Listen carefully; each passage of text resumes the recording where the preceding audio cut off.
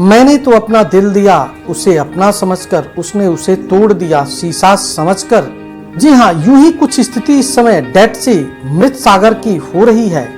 इतिहास की कुछ खूबसूरत नायिकाओं जैसे क्लीयोपैट्रा नेफेर्टिटी की सुंदरता को चार चांद लगाने के लिए कभी इसके पानी और उसमें छुपे हुए खनिज पदार्थों का यूज होता था, और इसके पानी के गुणों के बारे में अरस्तु ने बड़े विस्तार से बताया है। कहते हैं कि नाम में क्या रखा है, नाम तो इसका डेड सी है, लेकिन कोई इसमें डूब के मरता नहीं। लेकिन कहीं भविष्य में अगर इस मानव समाज ने इसके ऊपर ध्यान नहीं दिया तो कहीं इसकी ही मौत न हो जाए और सिर्फ इतिहास के पन्नों में सिर्फ सिमट जाए।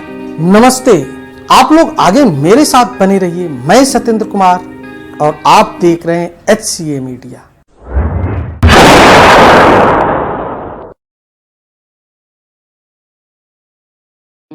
मृत सागर इजराइल एवं जॉर्डन देश के बीच 65 किलोमीटर लंबा था, 18 किलोमीटर चौड़ा खारे पानी का एक झील है। खारा इतना कि जिसके पानी का घनत्व बाकी सागरों से कहीं ज्यादा है।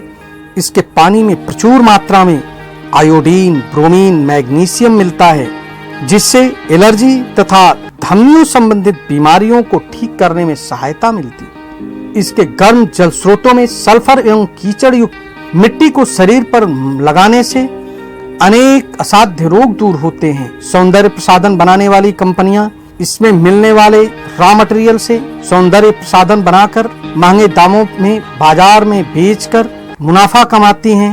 और इतिहास में इसका महत्व काफी रहा है। जैसे बाइबल में ईसाइयों द्वारा अपनाई जाने वाली एक विधि बपतिस्मा, धार्मिक स्नान, यही जॉर्डन नदी में ईसा मसीह के समय से चली आ रही है। और यह नदी मृत सागर के लिए संजीवनी यानी जल की आपूर्ति का मुख्य स्रोत है।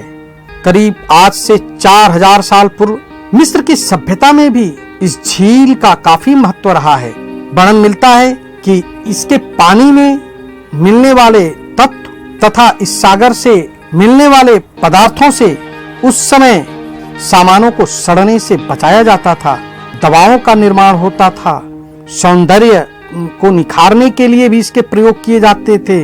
उदाहरण में आज से 2050 वर्ष पूर्व मिस्र की खूबसूरत महारानी क्लीयोपैट्रा इसके पानी में मिलने वाले सौंदर्य साधन का प्रयोग कर अपनी सुंदरता को निखार कर उस समय के अनेक शासकों को अपने मोह पास में फंसा लिया।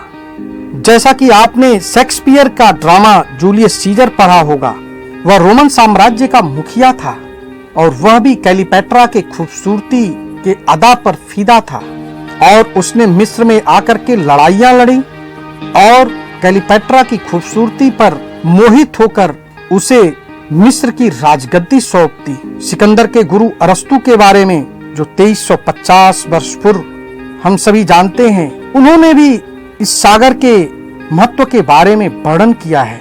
और अभी आप देख सकते हैं कि यह एक टूरिस्ट स्पॉट हो गया है। यहाँ लोग बैठे हुए हैं, इस सागर की लहरों में अटकेलियां कर रहे हैं। इस सागर को जो जल आपूर्ति का मुख्य नदी है वो जॉर्डन नदी है तथा साथ में छोटी छोटी कुछ अन्य नदियां भी है। जॉर्डन नदी इस प्रायद्वीप के पश्चिमी तट की सबसे बड़ी नदी है। कभी यह नदी इस सागर को 165 करोड़ घन मीटर जल की आपूर्ति करती थी, लेकिन अब यह सिर्फ 2 करोड़ घन मीटर ही रह गया है। आसपास में खनन से भी काफी प्रभावित हो रही है। यह झील पिछले 40 वर्षों में इसका तल 25 मीटर कम हुआ है, जिससे यह सिमटती जा रही है। और यही स्थिति रही तो आज के 30 साल बाद शायद यह सागर का अस्तित्व न हो, अगर हो भी तो बहुत छोटा, और कहीं यह हमारे इतिहास के पन्नों में सिमट कर न रह जाए। जैसे प्राचीन सभ्यताओं के बारे में हम पढ़ते हैं, इस सागर के किनारे सभ्यताओं तथा अनेक धर्मों जिसमें ज्यूस, क्रिश्चियन, मुस्लिम धर्म का काफी विकास हुआ था और आज भी खंडहर और चिन्ह मिलते हैं। कहीं इन्हीं के बीच यह भी लुप्त ना हो जाए और इतिहास में ही सिर्फ लोग पढ़ें। इसके लिए मैं जॉर्डन और इजराइल की सरकारों से अपील करता हूं कि इस तरफ वे ध्यान दें ताकि यह झील आने वाले भविष्य की अमानत हमेशा बनी रहे। और आप सभी लोगों से निवेदन करता हूं कि आप लोगों को यह वीडियो कैसा लगा कमेंट बॉक्स में लिखें। चैनल को लाइक करें, सब्सक्राइब करें, बेल आइकन को दबाएं। अगले एपिसोड में किसी नए विषय, किसी नए जगह के बारे में चर्चा होगी। तब तक के लिए हमें इजाजत दें। धन्यवाद।